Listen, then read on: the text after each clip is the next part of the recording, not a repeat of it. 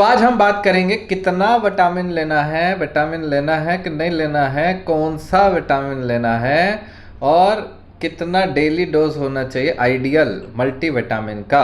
भाई देखो, medical store में जाते हो, ऑनलाइन जाते हो, विटामिन टाइप करते हो या कोई फार्मेसी सप्लीमेंट कंपनी, हजारों विटामिन ऐसे पड़े हुए हैं। हर बोतल में अलग इंग्रेडिएंट है, किसी में कुछ ज़्यादा, किसी में कुछ ज़्यादा, किसी में कुछ कम, कोई सस्ता, कोई महंगा, कोई बहुत ही महंगा, कोई ब्रांडेड, कोई कोई क्या बोलते हैं उसको, अपना जन औषधि, बिल्कुल सस्ती, जेनेरिक। तो क्या लेना है क्या नहीं लेना है, ये नंबर नंबर क्या है, नंबर से क्या करना पड़ेगा, इसे एक एक के नंबर, एक एक का विटामिन को चेक करेंगे क्या, पागल बन जाएंगे क्या? तो ऐसा नहीं है। उसको समझेंगे अपन, क्या करेंगे, पहले कुछ कुछ टर्मिनोलॉजी को समझेंगे। आज का वीडियो ये सारा कॉन्सेप्ट क्लियर करेगा और आप इसको लास्ट तक देखो और इसको शेयर कर देना और इसको लाइक तो अभी कर डालो, ठीक है। जितना आपको समझ आएगा उतना लाइक बटन दबाते जाना है, उतना कमेंट करके मेरे को ज़रूर बताना है कौन सी चीज़ आपको समझ आई, कौन सी चीज़ नहीं समझ आई, कौन सा आपका सवाल है। ऑलराइट। ओके। सो पहला टर्मिनोलॉजी है RDA, रेकमेंडेड डाइटरी अलाउंस, मतलब, और इसको एडिक, और AI मतलब एडिक्वेट न्यूट्रिशन, ठीक है। AI या RDA, ये दोनों वो उतना अमाउंट है विटामिन का, मिनरल का या किसी भी चीज़ का जो आपके लिए हेल्दी रहने के लिए ज़रूरी है, ठीक है। ये आपकी उम्र के हिसाब से, आपके सेक्स के हिसाब से दिया जाता है। इसको बोलते हैं RDA या AI, एडिक्वेट इनटेक या recommended dietary allowance. UL is tolerable upper limit बोल लीजिए।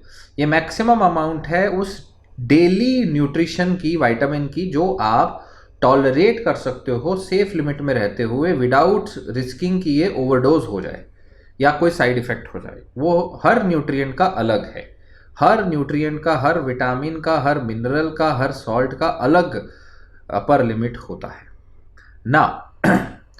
RDA और UL अपर लिमिट, इन दोनों से सेपरेट एक कुछ और मेजर्स होते हैं। एक होता है DV, डेली वैल्यू मतलब ये मेजर करता है कि जो आपके फूड एंड न्यूट्रिएंट में लेबल में आता है कि कितने प्रतिशत है वो आपकी डेली वैल्यू को कवर कर रहा है, ठीक है। वो डेली वैल्यू आपके साथ में आती है उसमें। सवाल पैदा होता है कितना लेना है, how much is too much, कितना ज़्यादा है, वो सवाल आता है। क्योंकि हाई डोज में कुछ सप्लीमेंट्स आपको साइड इफेक्ट भी कर सकते हैं। हर विटामिन सेफ नहीं होता, हर कुछ सब कुछ सेफ नहीं होता, ठीक है। तो सबसे इम्पॉर्टेंट है कि आपको उसके, एक तरीका है कि आप उसकी अपर लिमिट देखें कि अपर लिमिट क्या है और अपर लिमिट से नीचे रहें, ठीक है। That is how you can do it. दूसरा तरीका है कि आप रेकमेंडेड डाइटरी अलाउंस देखें और उतना कंप्लीट कर लें।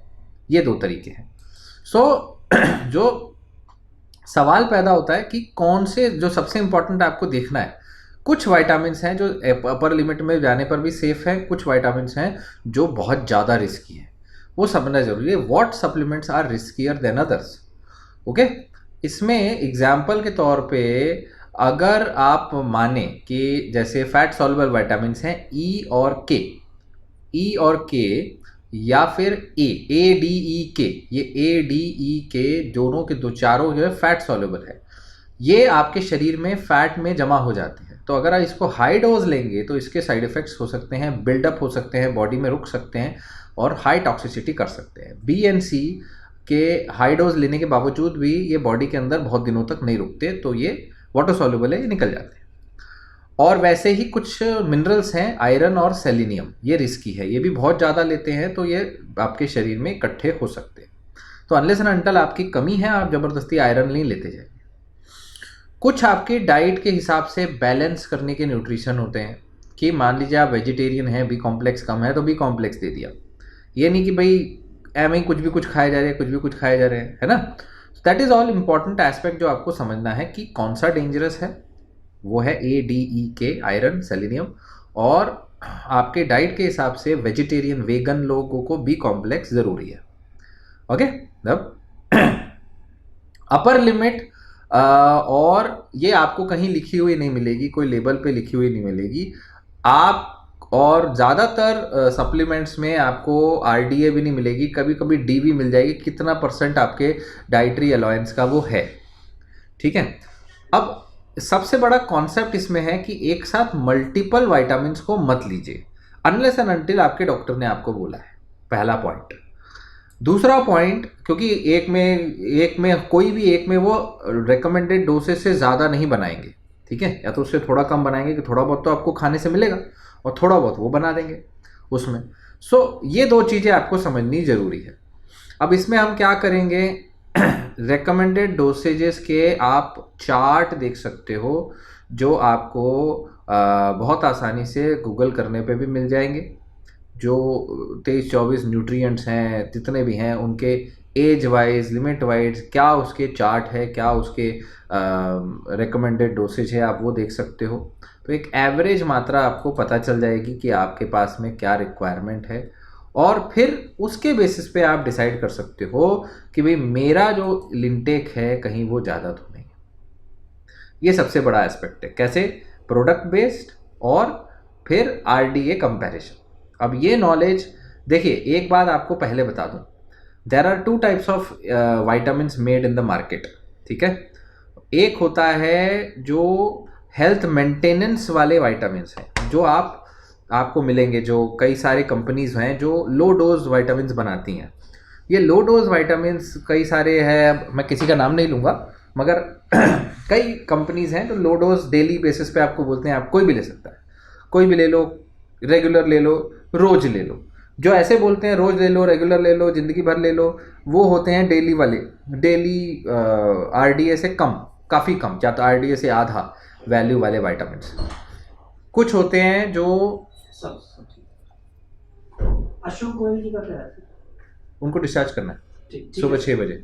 हाँ, तो ये समरी तो बनेगी नहीं सर इस टाइम? कोई नहीं, वो फिर हाथ से लिख देगा। हाथ से लिख के लाना हाँ पड़ेगा। ठीक है, वो मेरे को भिजवा दे, मैं लिख देता हूँ। जी। हाँ, बाकी अटेंडेंस में सारा मैंने से बात कर ली मैंने। कर ली? हाँ जो भी वो कुछ है तो मैं अटेंडेंस से बात कर लेता हाँ हूँ, पेमेंट वगैरह हाँ, वो बात कर लो। हाँ ठीक है। हाँ जी। So sorry for the disturbance. जो मेन इश्यू है मल्टीविटामिन का, इसमें जो हाई डोज मल्टीविटामिन है वो आप खुद से ना लें, ठीक है।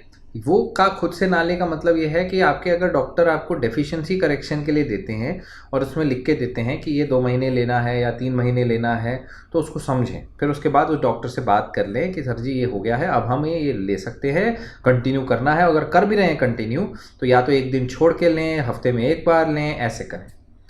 मेरा पर्सनल ओपिनियन ये है कि मल्टीविटामिन जो हैं मार्केट में भिन्न भिन्न प्रकार के आते हैं और कुछ अच्छे हैं कुछ बुरे हैं। तो अगर आप मल्टीविटामिन्स लेना चाहते हैं तो मेरे हिसाब से आपको ब्रांड्स बीच बीच में चेंज करते रहना चाहिए, ताकि कभी ये विटामिन ज़्यादा है उसमें तो वो मिल जाए, वो विटामिन ज़्यादा है तो उसमें वो मिल जाए। मगर बेसिक आपका जो है उपदेश होना चाहिए बी और सी विटामिन के लिए। बी कॉम्प्लेक्स और सी ये वाटर सॉल्युबल होते हैं, उसके अलावा विटामिन डी जो धूप से मिलता है, जो आपको वैसे नहीं मिलता।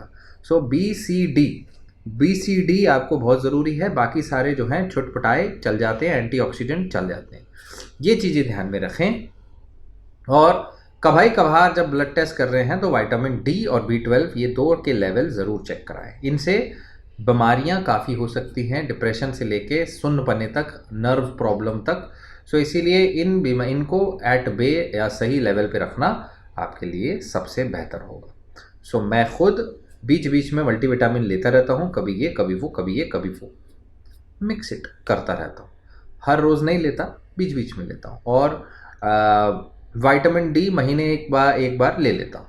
ये मेरा ओपिनियन है, आप अपने डॉक्टर से पूछ सकते हैं। और अगर आपके पास कोई सवाल हैं तो आप नीचे लिखिए, हम आंसर करने की भरपूर पुरजोर कोशिश करेंगे। धन्यवाद, thank you so much, stay connected, stay healthy. I am doctor Paramjit, good night.